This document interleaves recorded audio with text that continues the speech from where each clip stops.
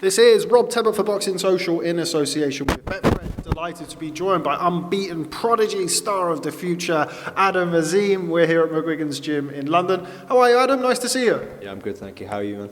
I'm very well, thanks. Very well. Nice to see you. Always a pleasure to come down to the gym and watch you work out. Looked like a pretty intense pad session you were doing there today. Yeah, that's right. With Shane, it's not happy pads. It's always intense, and it's great to have hard work in the gym. So it's been about a year or so, probably just over a year, about 14, 15 months since I first saw you in the gym when you were sparring Luke Campbell in preparation for Ryan Garcia. You're obviously now with Shane McGuigan. You've been here for probably coming on sort of 6-7 months now, I reckon, or probably maybe slightly longer than that. How do you feel you're developing? How do you feel you're adding to your game under Shane McGuigan? Definitely massive improvement. Every time I'm sparring now, I'm always seeing a difference. You've seen from my fights as well. It's more patient, it's more precise shots, and you see I took the guy out in the dropped him in the first round and took him out in the second, and you're going to see more explosive knockouts. And Shane's gonna train at me now. He's gonna make me into a better fighter. Now, I spoke to your brother Hassan, who of course boxed on the same bill as well. Got first round knockout, first round for him, second round for you. That brotherly competition, was there any little bit of regret from you there? Do you know what? I actually wanted to go into second round because I wanted to show some bit of my skills in the first, and then take him out in the second. But obviously Hassan took him out in 51 seconds. But obviously I wanted to take him out in the second because I want to show a bit of my skills. But yeah, it was a great explosive knockout by me and Hassan, and we're going to show more in the upcoming fight. What was it like to, I wasn't able to unfortunately make it that night, but I know you brought with you a fair few fans from your neck of the woods. I know you have tremendous support within your community.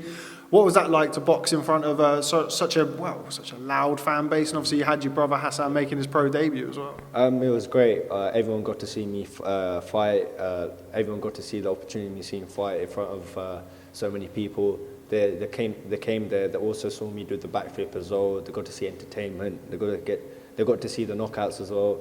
And it's all about me just progressing and showing everyone what I'm about. So yeah. Talk to me about that backflip. I watched your post-fight interview. Did you go to a gym one day and learn how to do a backflip in one day? Yeah, I've got this guy. He does the backflip classes. He knows so many tricks. See, I just don't know the backflip. There's so many other tricks I'm going to do, but see, it's not good to show all of them yet. But as you can see, like the backflip is my signature move. So every time I stop him or win a fight, I do a backflip. So. Some going to learn how to do that in one day. Anyway, before we move on and talk about your next fight, of course, on the Khan-Brook undercard, just want to talk to you about yourself, really. I mean, Sky Sports, boxer, it's an exciting time. There's obviously I think it's fair to say, sort of a transitional phase where they're kind of finding their feet a little bit. But you, alongside your brother, Caroline Dubois, Josh Taylor, Chris Eubank, etc., you're kind of like, you're in a fantastic position at Sky. Really exciting time for you to be making your way, your ascent up the rankings with Sky and Boxer's support. Yeah, that's right.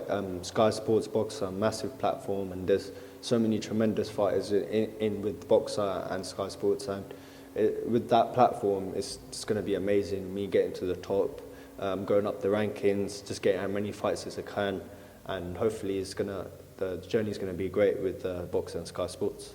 Now, knowing Shane McGuigan as I do, and we kind of everybody who's sort of seen the McGuigans over a period of time in boxing, they know that they're not shy of putting their fighters in good fights. I mean, Josh Taylor, world champion after 14, 15 fights, get on with things in this gym. Was that one of the things that kind of appeals to you? Is that what you're looking to do with your career?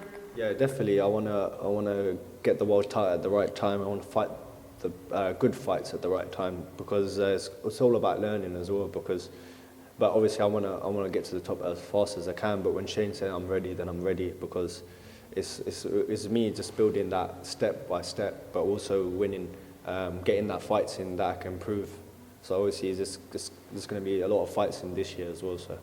Well, let's talk about your next one, the first one of 2022 for yourself. Yep. Quite a good one to get on, the Khan-Brook undercard, one of the biggest British fights in many, many years. That must be such an exciting opportunity for you. Yeah, 100%, because 14 years ago I was ringside watching AMIR Khan, and I was only a 5-year-old baby, and I had my dad holding me on his lap, and it's funny because 14 years later I'm fighting on the undercard AMIR Khan at the same arena. So this is it's a great inspiration for all of those people that want to do boxing. It can be true. So As somebody with a similar background from a similar community as AMIR, what did AMIR mean to you growing up watching boxing? How big of an influence was he on your boxing career when you were making your way up? It's great for in our community because he was the only British Pakistani world champion. He's done a lot for the sport, and there's so many British Pakistanis now in boxing now, and they're gonna hopefully get to the top as well, progress and become world champion. And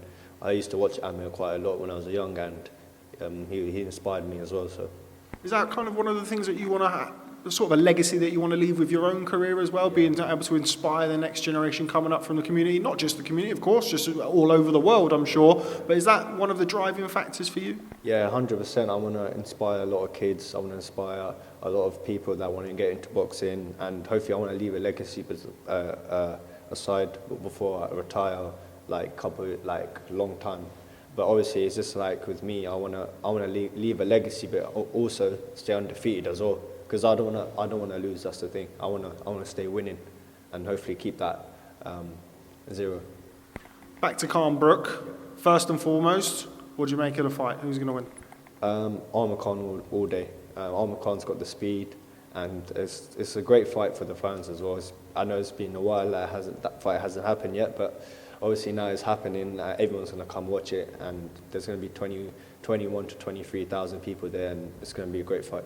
You have to make sure you get your fight over and done with nice and quickly, get a nice shower, get back out for the main event. Yeah, definitely. I'm going to hopefully keep the crowd warm for AMIR Khan before he comes in. And yeah, it's going to be tremendous. Okay, Adam, I appreciate your time. So before I let you go, just want to hear what your 2022 goal is. What does 2022 look like for Adam Azim? I want to get as much fights as I can, get my name out there as much as I can, and develop. And hopefully, by the end of the year, I could be fighting for like a small title or something. But we'll see what's going on with this year's plan. Well, we look forward to seeing it. Adam, always a pleasure catching up with you. Thanks very much for speaking to Boxing Social. I'm sure I'll catch up with you soon. Thank you very much.